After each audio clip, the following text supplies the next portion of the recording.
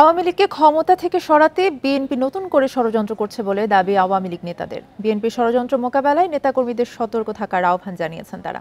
ঢাকা জেলা আওয়ামী লীগের এক অনুষ্ঠানে তারা এই আহ্বান জানিয়েছেন। এখন জন্ম সনদ দিয়ে খোলো বিকাশ স্টুডেন্ট অ্যাকাউন্ট। নিজের বিকাশ নিজে কর। ইতিহাসের গতিধারায় বঙ্গবন্ধু থেকে শেখ হাসিনা শীর্ষক চিত্র প্রদর্শনী ও আলোচনা সভার আয়োজন করে ঢাকা জেলা আওয়ামী লীগ। তেজগাঁওয়ের কার্যালয়ে আয়োজিত অনুষ্ঠানে যোগ দেন নেতাকর্মীরা। অনুষ্ঠানে আওয়ামী লীগের সাংগঠনিক সম্পাদক মির্জা আজম বলেন, বঙ্গবন্ধুকে হত্যার পর কেউ ভাবেনি আওয়ামী লীগ ঘুরে দাঁড়াবে। শেখ হাসিনার কারণেই সেই দল আজ টানা রাষ্ট্র ক্ষমতায়। তাই বিএনপি শেখ হাসিনার বিরুদ্ধে এখনও নানা ষড়যন্ত্র অব্যাহত রেখেছে।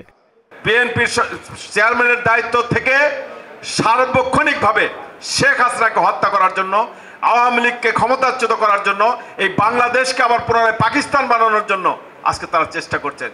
আওয়ামী লীগের সভাপতিমণ্ডলীর সদস্য জাহাঙ্গীর কবির নানক দাবি করেন, দুর্নীতি আর মানি লন্ডারিংয়ের টাকায় লন্ডনে আয়েশি জীবনযাপন করছে তারেক রহমান। বিপরীতে দুর্নীতির বিরুদ্ধে যুদ্ধ ঘোষণা করেছে আওয়ামী লীগ।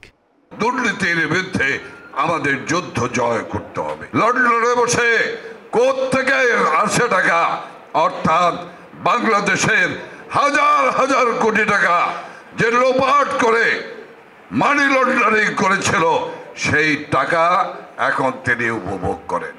আর বিএনপির নেতা কর্মীদেরকে বিভ্রান্ত করেন, বিপদে ঠেলে দেন।